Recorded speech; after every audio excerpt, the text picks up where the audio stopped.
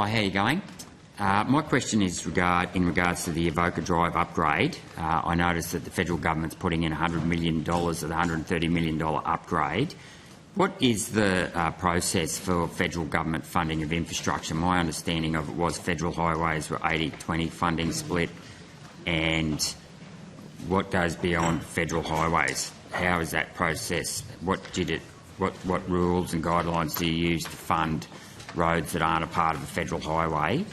And my understanding of it was at best it was always 50-50.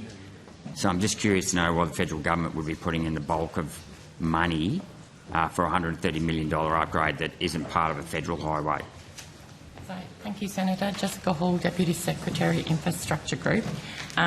There is no policy per se around 80-20 or 50-50. That was a previous government policy. This government's policy and it was actually the same under the previous government as well, is always to negotiate with the jurisdictions on the funding splits.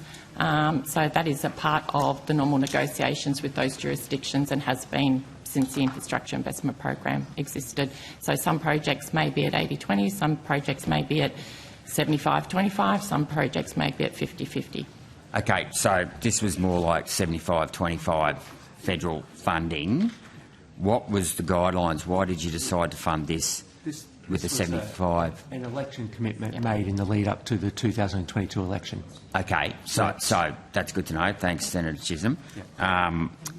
But why this particular road? Because, I mean, I know plenty of roads in outback Queensland could do with upgrades as well. Why did this particular road get priority funding and such an over disproportionate amount of funding from the federal government rather than the New South Wales government? What was the criteria? Is there a set of standard criteria that determines how this money is given out? I understand. Well, because it was an election commitment, Senator Rennick, and all oppositions obviously go around the country providing election commitments, and normally the parties work through that in their normal process, as I'm sure they did with this one. Right, okay, so there was no favouritism or anything like that because this particular road was near Central Coast? It was an election commitment made prior to the last election. I realise that, but I'm trying to work out the criteria and who made that decision. Did the Prime Minister have any input into this? Well, it was an election commitment, so it was one that was made by the opposition in the lead up to the election that we would have done with whoever was our candidate or sitting MP in that area, who I don't actually know who that is. Okay, so, well, it's Gordon Reid, just so you know who the candidate was. But I guess my question is, because at the time the opposition leader in the last election was now the Prime Minister, Anthony Albanese, what I'm trying to get to is, did he have any direct involvement in making this decision?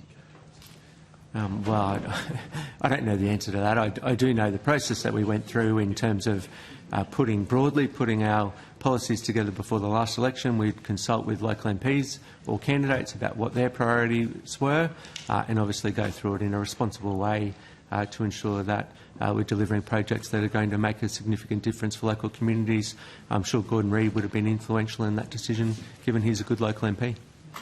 And was that decision, was the commitment prior to the election $100 million out of 130, or was that decided after in government? I don't have the election commitments in front of me in terms of what we exactly promised, but I know that the upgrade to this road was what we promised. Whether I presume we had a dollar value associated to it before the election. Potter Carey, Acting Assistant Secretary, New South Wales and ACT Infrastructure. So the commitment for the incoming government was a $30 million commitment, and then an additional $70 million was committed in January 2023. So who made the decision to commit an extra $70 million when you were in government? So the election promise was $30 million.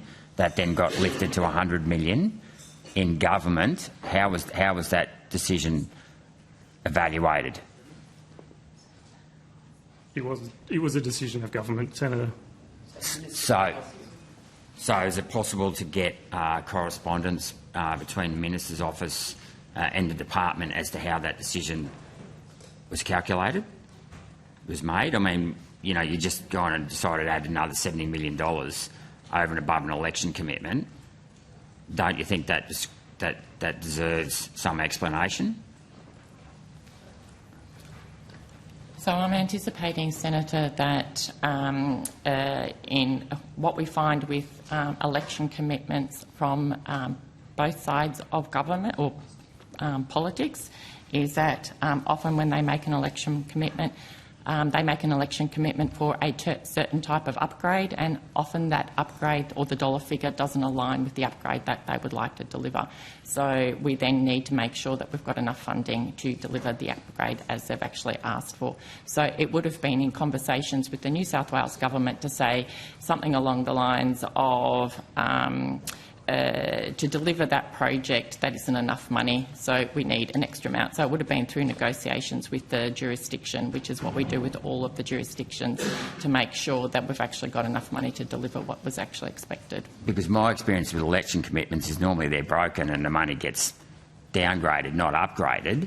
And the question is, if more money was put in by the federal government, why didn't the state government put in more money as well?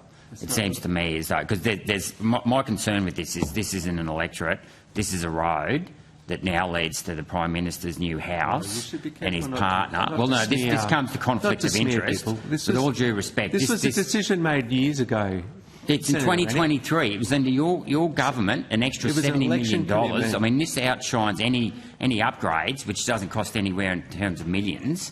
We've just suddenly decided out of the blue to give another $70 million to a road that leads to the Prime Minister's new house. Well, it's ridiculous. I mean, I think this deserves greater scrutiny, and I think it deserves an explanation. It was delivering on an election commitment that we made prior to the 2022 election. The department have talked through the process that often happens post an election in terms of assessing that. We were very determined to deliver on our election promises, which is what we've been doing around the country. Okay, so is it possible to take on notice? Can I get all the paperwork that was prepared to make this decision, please? And the justification for increasing the amount of taxpayers' dollars spent, or federal taxpayer dollars spent, from $30 million to $100 million. We'll take that on notice, Senator. Okay, thank you.